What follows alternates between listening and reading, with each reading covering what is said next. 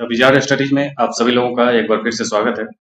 महाबोधि मंदिर परिसर के बारे में अभी हाल में खबर आई है कि सैटेलाइट से जब चित्र लिए जा रहे थे तो महाबोधि मंदिर और उसके आसपास के क्षेत्र में काफी विशाल वास्तुशिल्प के साक्ष्य मिले हैं। इस वजह से महाबोधि मंदिर फिर से चर्चा में है। आइए देखते हैं।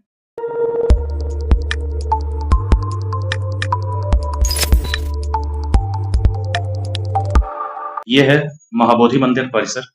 यहीं पे आसपास में ही कई सारे मंदिर हैं और यही वो एरिया है जहाँ बुद्ध सर्वोच्च ज्ञान प्राप्त किए थे, निरंजना नदी के तट पर। यह भगवान बुद्ध के जीवन से संबंधित 4 पवित्र स्थलों में से एक है, जो बुद्ध के ज्ञानोदय यानी बोधि बनने का स्थान है। यह मध्य बिहार के बोधगया में निरंजना नदी के तट पर स्थित है। यह भारत के प्रारंभिक ईंट संरचना के कुछ जीवित उदाहरणों में से एक है। जैसे स्थापत्य में आप अध्ययन करेंगे तो स्थापत्य 2 प्रकार के होते हैं। एक गुफा स्थापत्य जिसको रॉक कट आर्किटेक्चर कहते हैं, पहाड़ियों को काट करके बनाए जाते हैं, और एक होता है संरचनात्मक यानी कि ईंट वगैरह से बनाए जाते हैं, ईंटों को जोड़ जोड़ करके निर्माण कार्य किया जाता है। तो ये जो मंदिर परिसर है ये ईंट संरचना वाला उदाहरण है। पहला मंदिर सम्राट अशोक ने 3री शताब्दी ईसा पूर्व में बनाया था और वर्तमान मंदिर 5वीं या 6वीं शताब्दी का है।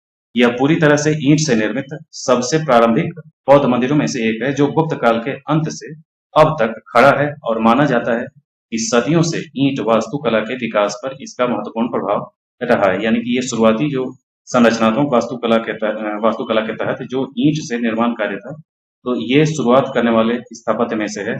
आगे चलकर इसी की कॉपी होती रही, इसी की छाप है पूरे संरचनात्मक वास्तुकला वाले में। पत्थर से बनी नक्काशीदार रेलिंग पत्थर पर बनी मूर्ति कला की उत्कृष्ट प्रारंभिक उदाहरण है। इसे 2002 में यूनेस्को विश्व धरोहर स्थल के रूप में मान्यता दी गई। इस मंदिर परिसर की विशेषता की बात करें तो यह मंदिर परिसर 50 मीटर ऊंचे भव्य मंदिर और संलग्न क्षेत्र में 6 पवित्र स्थान और दक्षिण में घेरे के ठीक बाहर 7वां स्थान कमल तालाब आदि शामिल है। पवित्र स्थलों में से सबसे महत्वपूर्ण है विशाल बोधि वृक्ष। यह वृक्ष मुख्य मंदिर के पश्चिम में है और माना जाता है कि यह मूल बोधि वृक्ष का प्रत्यक्ष वंशज है, जिसके नीचे बुद्ध को ज्ञान की प्राप्ति हुई थी।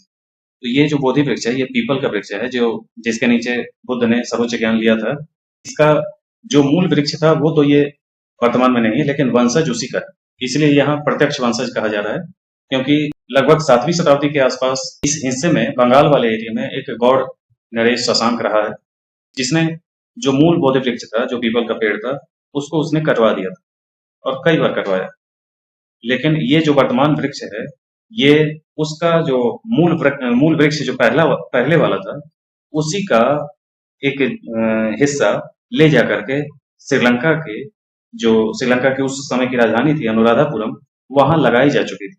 तो जब यहाँ शशांक ने कटवा दिए उस मूल वृक्ष को, तब यहाँ के लोगों ने वापस अनुराधापुरम में पता किया और वहां जाकर के उस वृक्ष की जड़ से जो भी निकले हुए पौधे थे, यानी कि उसी का वंशज का कोई पौधा था, उसी को ला करके यहाँ फिर से लगवाया गया। फिर किसी ने कटवाया तो फिर दोबारा लगवाया गया। ये लगभग 6-7 बार हो गए उस दौर में, क्योंकि ये लोग शशांक वगैरह कई बौद्ध धर्म के एक तरीके से दुश्मन थे। लेकिन अभी जो मूल वृक्ष है ये वही 7वीं-8वीं शताब्दी वाला वृक्ष है जो अभी भी चल रहा है, और यही पेड़ जो है, यही जो वृक्ष है या बोधि वृक्ष है, ये उसी का वंशज है, अलग नहीं है। जैसे मानो में डीएनए होता है एक टाइप का, एक परिवार का, वैसे ही अगर डीएनए के रूप में आप देखेंगे तो इस वृक्ष का वही डीएनए है जो बुद्ध जिस पेड़ के नीचे सर्वोच्च ज्ञान प्राप्त किए थे। इसलिए बौद्ध धर्म में इसका वही महत्व है, जो पहले वाला वृक्ष था उसका जितना महत्व है उतना ही महत्व इसका भी है।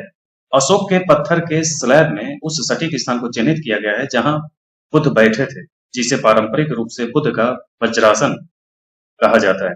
भव्य मंदिर के पिरामिडनुमा शिखर में कई परतें, मेहराब की आकृतियां और उत्कृष्ट नक्काशी शामिल। 4 मीनारें, जिनमें से प्रत्येक अपने केंद्रीय मीनार के समान है लेकिन आकार में छोटी है, और जिनके ऊपर छतरी नुमा गुंबद है, 2 मंजिला संरचना के कोनों को सुशोभित करती है। मंदिर के अंदर एक मंदिर है जिसमें कांच में बंद पीले बलुआ पत्थर से बनी बुद्ध मूर्ति स्थापित है। 4.8 हेक्टेयर के इस परिसर में बौद्ध श्रद्धालुओं द्वारा निर्मित प्राचीन मंदिर और आधुनिक संरचनाएं भी शामिल हैं। तो ये पूरा का पूरा क्षेत्र जो है ये यूनेस्को स्थल घोषित है। और इस मंदिर के हिसाब से मीनार इसको कहा जा रहा है, ये जो देख रहे हैं आप, इस्लामिक स्थापत्य की जो मीनार है वो मीनार नहीं है, ये उस अपने दौर की ये मीनार ही है जो हिंदू धर्म का अपना स्थापत्य है। और वो जो मीनार अभी बनते हैं वो इस्लामिक स्थापत्य है। तो जब इस्लाम आएगा तब वो मीनारें बनेंगी, लेकिन ये जो मूल मंदिर होते हैं उसी की कॉपी करके उसी का छोटा रूप मीनार के डिजाइन का बनाया जाता था उस समय। तो ये पूरा परिसर, और ये तो पूरी तरह पूरा दिखाया नहीं गया है, लेकिन इस विशाल क्षेत्र है जो यूनेस्को स्थल में शामिल है। तो ये था आज का महाबोधि मंदिर। इसी ढंग के अन्य वीडियो के साथ हम फिर मिलेंगे। आज के लिए इतना ही। धन्यवाद।